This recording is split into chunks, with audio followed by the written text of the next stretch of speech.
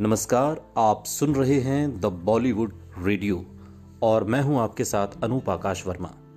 बहुत बहुत स्वागत है दोस्तों आपका हमारी खास पेशकश जिसका नाम है किस्सा कोठे का।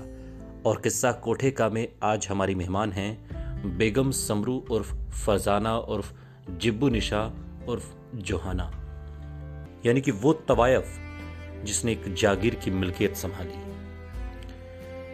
अंदाजे बर्बाद है इश्क, देखो तो राजा को रंक बना दे इश्क, मगर तवायफ से महारानी बनी समरू, हुस्न हौसला हो तो क्या न करा दे इश्क।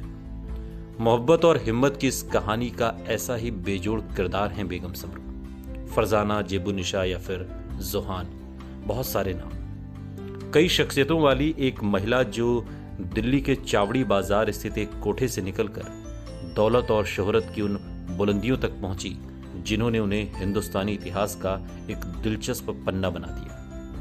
बेगम समरू को आखिर कैसे मिले अलग अलग नाम, आज हम आपको इसके पीछे की कहानी से रूबरू कराएंगे।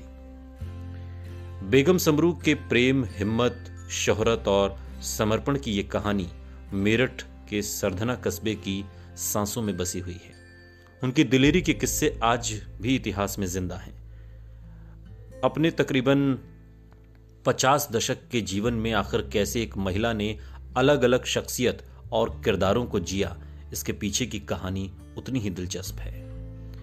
दिल्ली के चावड़ी बाजार आए भाड़े के सैनिक वॉल्टर रेनहॉर्ट सोम्ब्रे को एक कोठे पर तवायफ फरजाना से मोहब्बत हो गई और उसे हमेशा के लिए उसने अपना लिया।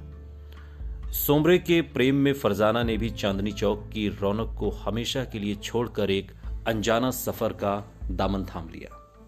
लखनऊ, रोहेलखंड, आगरा, भरतपुर में हुए तमाम युद्धों में दोनों ने एक दूसरे का साथ निभाया और इसी दौरान सोम्ब्रे ने प्रेमिका फरजाना से शादी कर ली तो लोग उन्हें सोम्ब्रे के अपभ्रंश के रूप में बेगम समरू बुलाने लगे।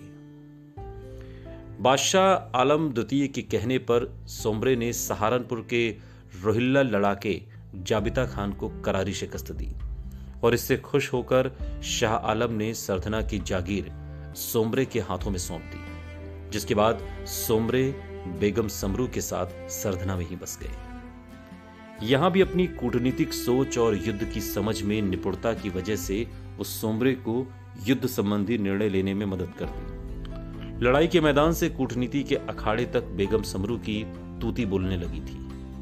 बेगम समरू के चातुर्य का अंदाजा इस बात से लगाया जा सकता है कि शाह आलम द्वितीय की मदद कर उसका दिल जीत लिया था। यह कहानी 1783 की है जब बघेल सिंह के नेतृत्व में 30,000 सिखों ने दिल्ली पर हमला बोल दिया। तब बेगम समरू ने बातचीत कर सिखों और शाह आलम के बीच सुलह कराई, जिसके बाद कीमती तोहफे देकर सिखों को वापस पंजाब लौटा दिया और इससे खुश होकर शाह आलम ने बेगम समरू को अपनी मुंह बोली बेटी का दर्जा दिया। यही नहीं, शाह आलम को 1787 में गुलाम कादिर नाम के एक बगावती ने उनके ही महल में घुसकर बंदी बना लिया था और इस दौरान बेगम जैसे ही बेगम समरू को शाह आलम के बंदी बनाए जाने की खबर लगी, उन्होंने महल पर हमला कर शाह आलम को सकुशल छुड़ा लिया। इसके कुछ ही दिन बाद गोकुलगढ़ के सरदार नजफ कुली खां के साथ हुए युद्ध में बेगम ने शाह आलम की जान बचाई। बादशाह आलम ने उन्हें जिब्बू निशा नाम दिया, यानी सबसे प्यारी बेटी। 1778 में वॉल्टर रेनहॉर्ट की अचानक मौत हो गई और इसी दौरान शाह आलम द्वितीय और तकरीबन 4000 सैनिकों की रजामंदी के बाद बेगम समरू को सरधना का जागीरदार बनाया गया। वहीं पति की मौत के 3 साल बाद फरजाना ने ईसाई धर्म कबूल कर लिया और अपना नाम बदलकर जोहाना नोबिलिस सोम्ब्रे कर लिया। 1822 में बेगम समरू ने अपने फ्रांसीसी पति की याद में सरधना में विशाल कैथोलिक गिरजाघर बनाया।